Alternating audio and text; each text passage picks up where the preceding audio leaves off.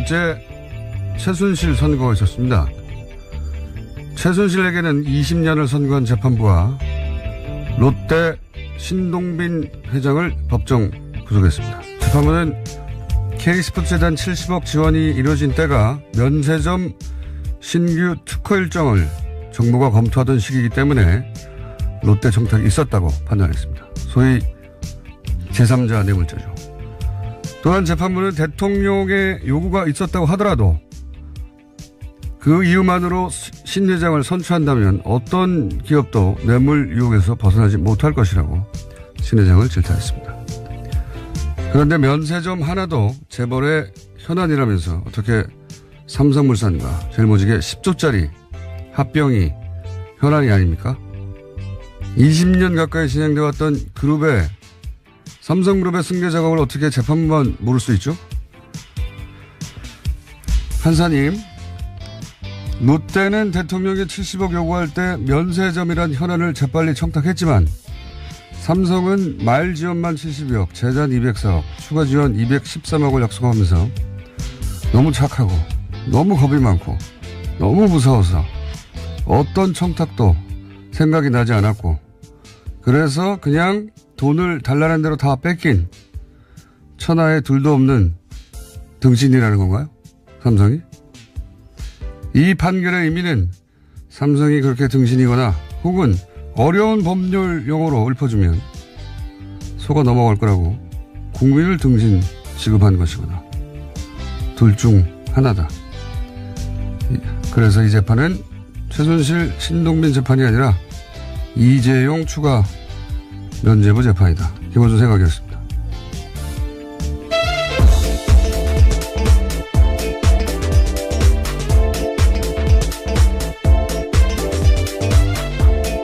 시사인의 김은지입니다. 자, 최순실 판결이 났는데 뭐 최순실 중형이야 예고됐던 것이고 예기치 않았던 게 이제 신동빈 회장의 실형이죠? 네, 심지어 법정 구속이 됐습니다. 네. 2년 6개월 선고를 받고요. 곧장 네. 감옥으로 들어간 겁니다. 구치소로요. 네. 네. 여기 롯데그룹 회장한테는 적용이 됐어요. 네. 신동빈 회장의 구속은 제가 보기엔 이재용 부회장 집행유예의 콜레테럴 데미지다. 저는 그렇게 봅니다. 네. 삼성에 적용했던 기준을 롯데에도 적용하면 신동빈 회장은 집행유예 돼야 되는 거예요. 그런데 이제 그렇게 되면 재벌들 다 풀어준다는 소리를 들으니까, 재판부가 이제 엄정했다는 제스처를 위해서 신동빈 회장을 제물로 삼은 것이다. 저는 그렇게 봅니다. 저는. 네, 저는 그렇게 물론 봅니다. 70억은 추가로 제공한 혐의조차도 문제가 되긴 하는데요. 아니, 뭐 문제가 없다는 게 아니라, 예. 예, 신동빈 회장의 70억 갖다가 사실 돌려줬잖아요. 예. 그리고 신동빈 회장은 마침 70억을 주기로 한 시기가 정부에서 면세점과 관련된 일정을 잡던 때라는 거예요. 그렇죠. 예, 잡던. 그걸 계획하고 있을 때였다는 거예요. 그거 두 개를 연결해가지고 제3자 납물죄를 한 거거든요. 네, 묵시적 청탁이 있었다라고 보는 건데요. 근데 그렇게 따지면 삼성은 203억을 재단에 줬고 70억도 아니고 줬어요 그냥. 말지원만 그보다 더 많아요. 그리고 주기로 약속한 것도 200억이 넘어요. 이 게이트가 터져서 못 줬죠. 그러니까 삼성에 적용했던 기준을 적용하면 롯데는 집행유예 풀려났어야죠. 근데 그러면 이제 재벌도 다 풀어준다는 소리 듣잖아요. 그래서 콜레테럴 데미지다.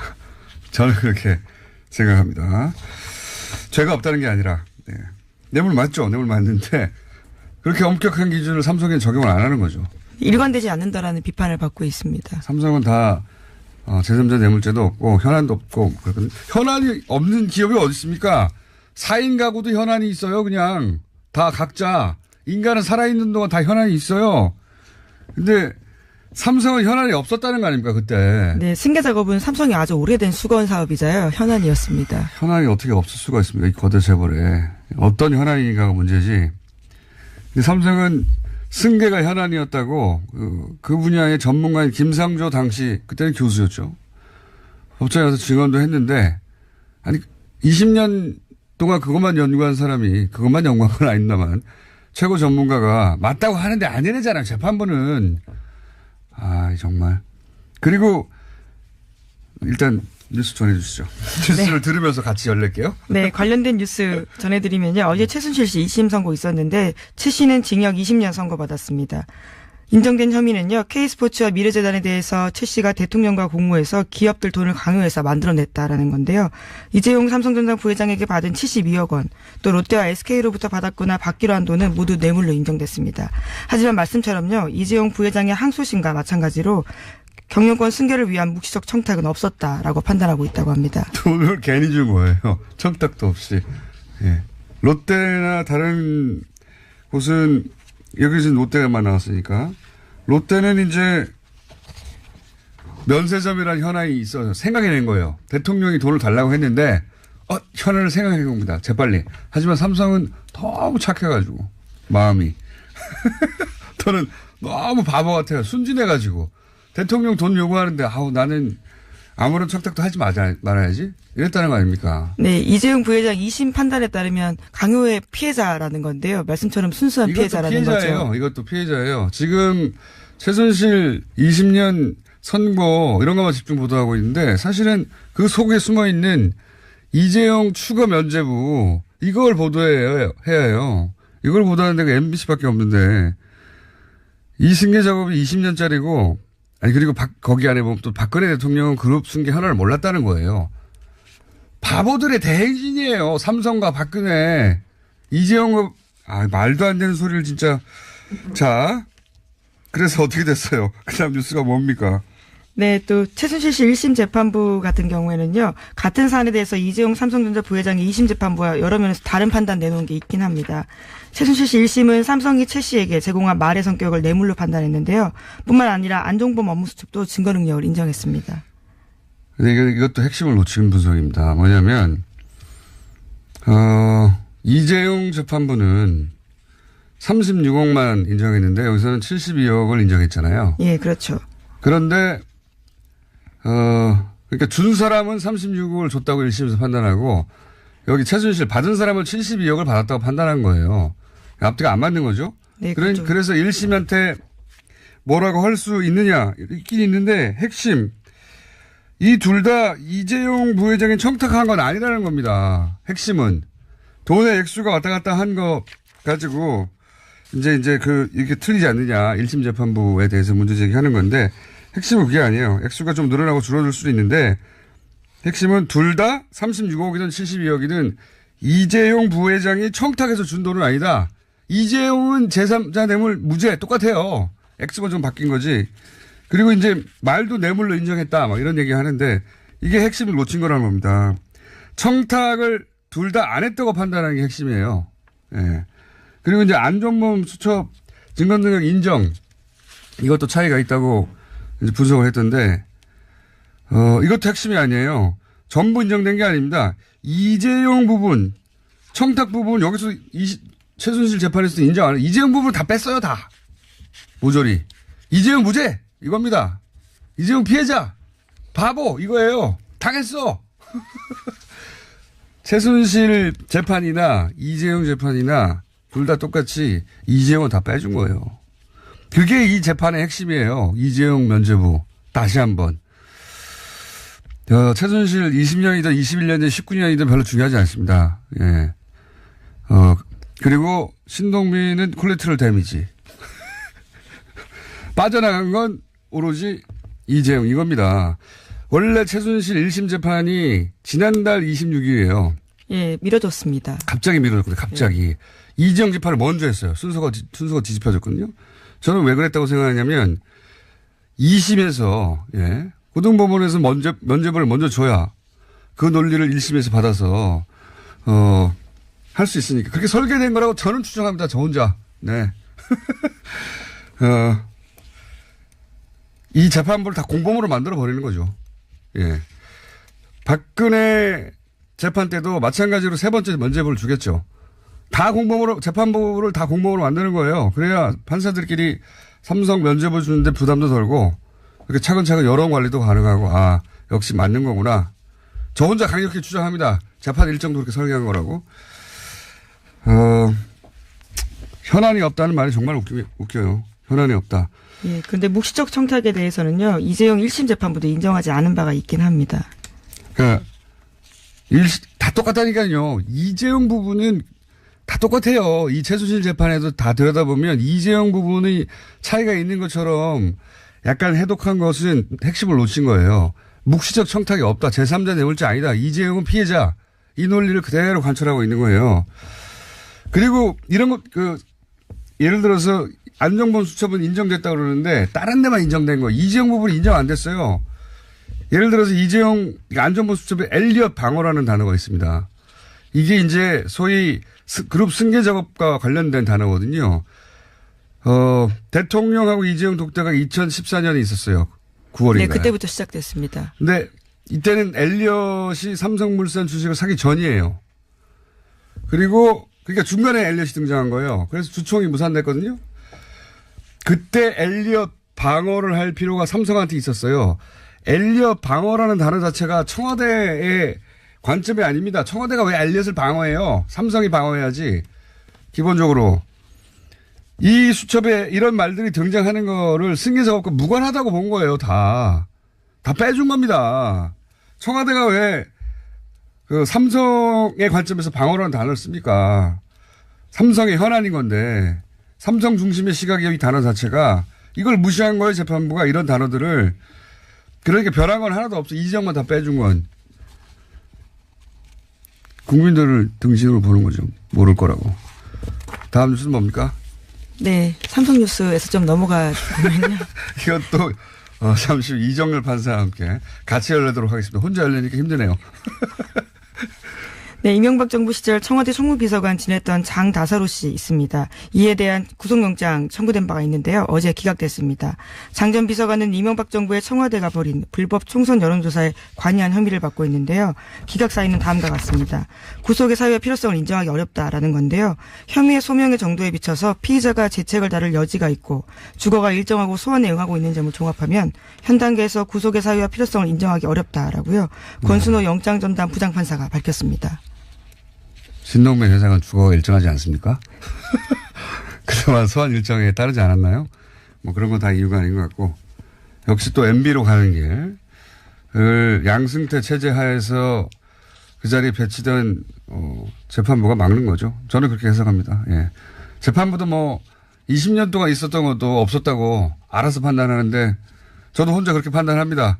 이건 MB로 가는 길이라서 막았다. 구속영장 기각했다. 앞으로 그렇게 추정하겠습니다. 그냥 강력하게. 다음 뉴스는 뭔가요? 예, 이명박 전 대통령 관련된 뉴스가 하나 더 있습니다.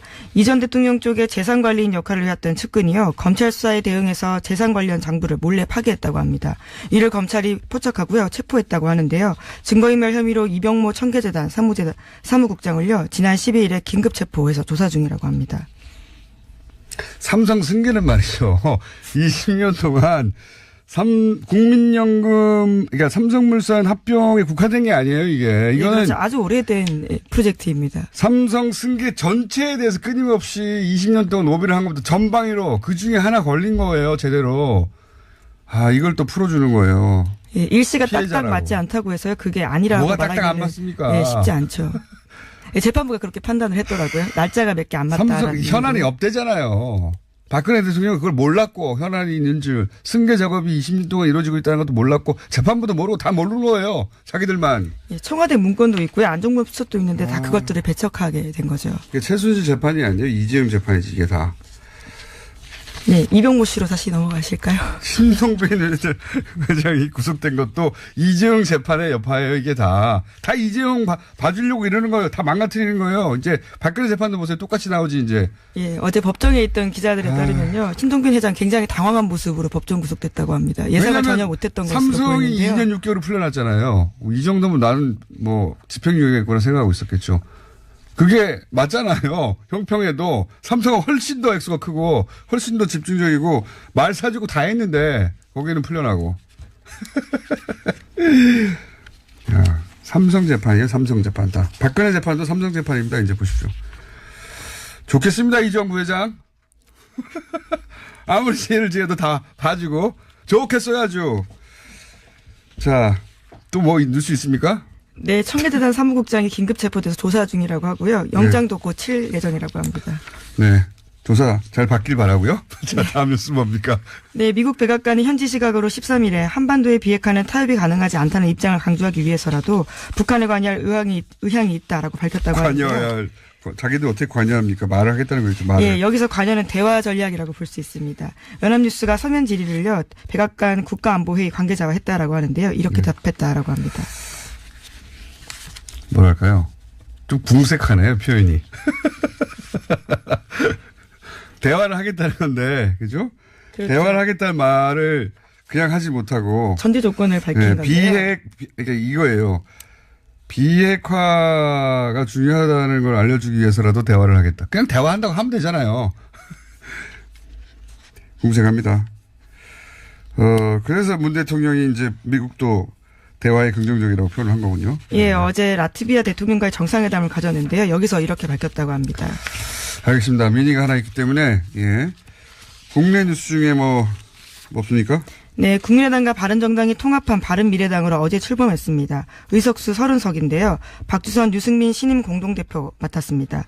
출범하면서 지방선거에 대한 자신감 보이면서요. 자유한국당과 연대는 일축했다라고 하는데요. 중도개혁 정당임을 강조하고 있습니다.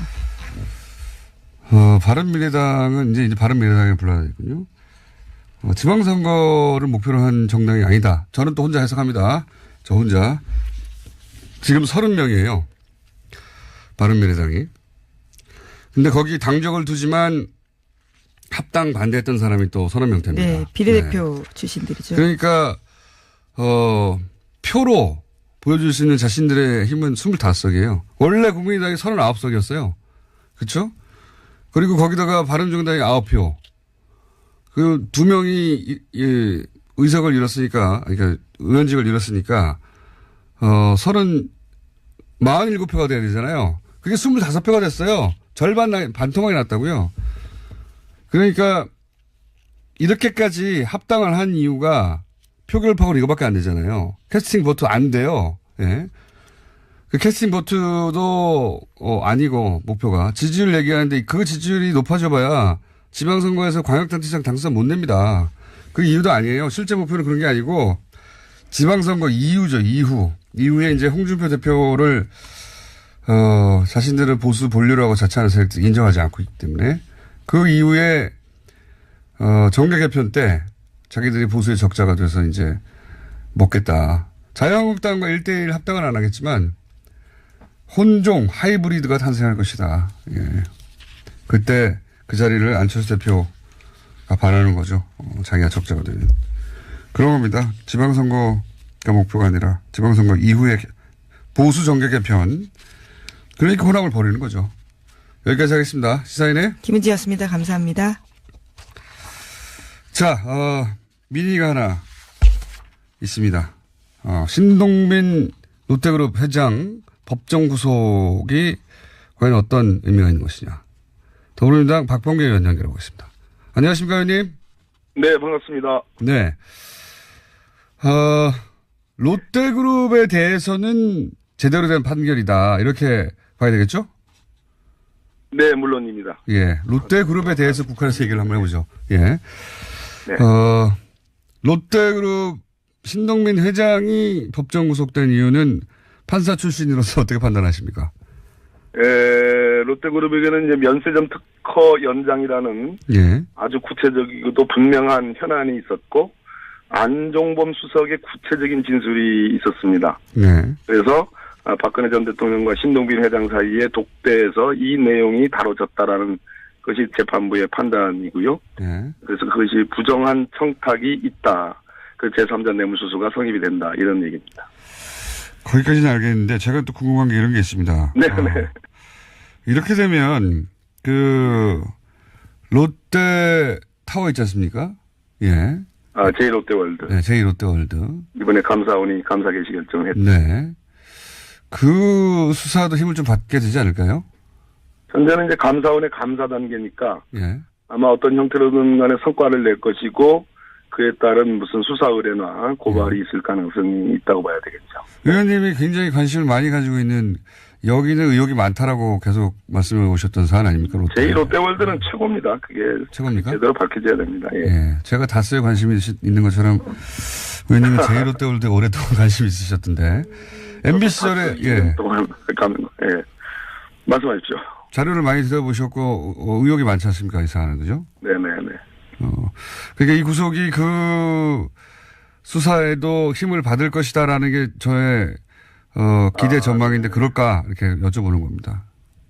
네, 뭐 롯데 측에서는 해명해야 될 내용들이 많죠. 뭐 악재는 연속적으로 발생하는 거니까요. 네. 그런데 이제 그 신동빈 롯데그룹 회장은 매우 엄격한 법 적용을 네네. 통해서 제3자 뇌물죄가 인정되고 법정 구속도 다 됐는데 네네. 반면에 삼성 이재용 부회장은 제3자 뇌물죄 이 재판에서도 인정이 안 됐고, 그죠? 예. 사실상 빠져나갔지 않습니까? 예, 그렇습니다. 예, 장시호 영재 스포츠 부분도 다 무죄로 해주고. 예, 그렇습니다. 그러니까, 예. 이제, 최순실이라는 개인에게 돈을 준 것은, 부정한 청탁이라는 요건이 필요 없는 단순 뇌물 수수의 그렇죠. 박근혜 최순실 공모 공동정범이다. 이렇게 인정이 된 거고요. 미르재단이나 K스포츠재단, 영재스포츠 센터와 같은 단체에 돈이 들어간 것은 제3자 뇌물 수수라고 봐서 그것은 부정한 청탁이 있어야 된다. 그렇지만 삼성에게는 경영권 승계라는 포괄적 현안 그리고 구체적인 현안으로서 이제 삼성물산하고 제일모직이 합병되면 순환 출자를 해소해야 됩니다. 그것을 완화시켜주는 문제 그리고 삼성생명의 금융지주회사 설립의 문제 이런 구체적 현안을 인정할 수가 없다. 따라서 부정한 청탁도 인정하기 어렵다. 이런 논리로 사실상 면죄부를 줬습니다. 그러니까요. 그러니까 이재용 2심이나 이거 최순실 1심이나 이재용 부회장이 다 제3자 뇌물죄가 빠져나가는 건 동일한 거 아니겠습니까? 그죠? 예, 그렇습니다. 예. 이거 어떻게 보십니까? 그래서 아마도 안종범 수석의 진술에 달려 있는 건데요. 예. 이번 재판부는 뭐 일주일 만에 지난 정영식 서울고등재판부를 이제 세상에 우습게 만들어 버렸죠. 액수는 늘었어요. 예. 예, 그렇습니다. 안종범 수첩의 증거 능력을 인정하느냐 마냐의 차이였는데 지난번 서울고등의 정영식 재판부는 증거 능력을 부정했죠. 이번 재판부는 증거 능력을 인정을 했습니다만은 그래가지고 72억은 단순 뇌물 수수를 인정을 했어요. 그런 의미 있다고 봅니다. 그러나 이 안종범 수첩에 뻔히 적혀 있는 삼성 대 엘리엇의 문제, 또 순환 출자 해소, 또 은산분리, 이 은산분리라는 것이 금융지주회사 그렇죠. 설립이라는 의미거든요. 이것이 명백히 이 업무 수첩에 기대가 되어 있었습니다. 근데 이것은 눈을 감았다라는 비판은 면할 수는 없겠습니다. 이게 소위 이제 삼성이 오랫동안 원해왔던 그 승계자하고 다 연결된 단어들이지 않습니까? 그렇습니다. 예, 결정적 단어들인데, 그러니까 지금 그 안종범 수첩도 최순실 관련된 것들은 인정이 됐지만, 그리고 단순 뇌물이 인정이 됐지만, 그 아주 핵심적인 이재용의 3조 뇌물죄에 대한 부분은 인정 안 해준 거 아닙니까? 그죠? 예, 그렇습니다. 물론 1심에서는 안종범 수첩 전체를 다 인정 안 해줬지만, 그러니까 이재용 2심에서는. 이재용 2심에서요? 예. 이번에는 일부 인정하였으나 결정적 부분은 또 인정을 안 해줬다. 그래서 어쨌든 이재용 부회장은 이 최순실 1심을 통해서도 1심과 마찬가지로 면죄부 받을 부분은 다 면죄부를 받았다. 이렇게 봐야 되겠죠? 그렇습니다. 안종범 수첩에 있는 그 몇 가지의 키워드들에 대한 안종범 수석의 진술. 이 부분은 아까 롯데 같은 경우는 아주 명확하게 안종범 수석이 진술을 했는데요. 이 삼성 관련해서는 안종범 수석이 명확한 진술을 하지 않은 한계가 있긴 있습니다. 그러니까 재판부에 인정하지 않은 부분은 이 일면에서는 이해가 됩니다만 그럼에도 불구하고 저쪽에 문영표 전 보건복지부 장관 재판에서는 1심, 2심 모두 다 이 승계 작업 그리고 구체적 현안들을 다 인정을 했기 때문에 결국은 우리나라 법원이 보기 나름이다. 코에 가면 코걸이, 귀에 가면 귀걸이다. 그 비난은 그러니까 이게 참 되죠. 네. 이재용 봐주기고 이런 추세라면 박근혜 전 대통령 1심도 역시 이재용 부분은 다 삼자뇌물죄 다 털어주지 않겠는가. 그죠? 이 재판부입니다. 예. 이 김세현 재판부가 이제 박근혜 대통령. 그러니까요. 대통령 선거할 똑같은 논리로 다 풀어주지 않겠나. 결론은 이미 나와 있는 겁니다. 그러니까요. 이재용 부회장은 그럼에도 이제. 불구하고. 예. 예. 이재용 부회장은 그럼 어떻게 해야 됩니까? 대법원에 가서, 해결해야 됩니까? 어떻게 되나요, 이거? 이게 그럼에도 불구하고 이 김세현 재판부의 판결은 의미가 있습니다. 72억을 내 단순 뇌물수수 인정을 했죠. 네. 그 얘기는 거꾸로 정영식 재판부는 36억의 코어 스포츠에 들어간 그 용역 대금만 인정을 했고 네. 대상 국외 도피를 부정했는데 72억을 이 재판부가 인정했기 때문에 제가 보기에는 정영식 재판부의 판결을 이 재판부가 김세현 재판부가 이제 일주일 만에 구체적인 그러니까 말의 소유권과 관련해서 명의가 누구로 되어 있느냐는 중요하지 않다. 그렇죠. 말 소유권 하나 인정해 준 거예요, 지금 추가로. 예, 실질적인 사용권과 처분권이 있으면 된다라는 판례를 이 김세현 재판부에서 지적을 했습니다. 네. 이 얘기는 무슨 얘기냐면 정영식 재판부는 그 판례가 있음에도 불구하고 그에 아예 눈을 감아버렸다는 얘기죠. 그렇기 때문에 대법원에서는 제가 보기에는 이 부분은 분명히 파기될 가능성이 매우 높다. 그러면 재판부 72억 뇌물로 다시 법정 구속될까요? 제가 보기에는 또 양형에 관해서도 중요한 얘기를 했습니다. 네. 김세윤 이번 재판부는 2번씩이나 판결문의 양형 이유에 대해서 설명을 했습니다. 그리고 법원이 인정하고 있는 양형 기준을 국민들께 설명을 드렸는데요. 이 얘기는 무슨 얘기냐면 나는 국민들에게 설득이 있는 판결을 한 겁니다라는 일종의 제스처거든요. 그렇기 때문에 대법원에서는 판기가 되고 그러면 다시 하급심으로 내려오는데 제가 보기에는 이재용 부회장이 신경도 다시 고려될 가능성이 매우 높다 이렇게 매우 높다. 보여집니다. 그러면 그렇게 안 되면 어떻게 책임지실 겁니까? 제가 책임질 문제는 아니지만 아니 여당의 적폐청산위원장으로서 어떻게 책임지셔야죠. 그렇게 되면 사업부 독립 침해나가 또 내일 또 내일이 아니겠네요. 조선일보에 또 대문자 많이 나옵니다. 네, 그러니까 우리는 그러면 적폐청산위원장을 내가 관두겠다라든지 뭐 하나. 이재용 부회장이 다 이렇게 면죄부를 받으니까 한편으로는 화가 나기도 하고요. 한편으로는 우리 사법부 시스템이 이렇게 무력한가 싶기도 하고요. 예, 그렇습니다. 그게 일반인들의 생각입니다. 맞습니다. 그래서 국민이 참여할 수 있는 재판, 국민 눈높이에 맞는 재판을 하도록 그렇게 제도 개선을 해야 됩니다. 오늘은 미니니까 여기까지 하고요. 스튜디오에 한번 나오셔서 저한테 괴롭힘을 한번 당해주세요. 이 사안으로. 제가 안 나가잖아요. 오늘 여기까지 듣겠습니다. 감사합니다. 네, 감사합니다.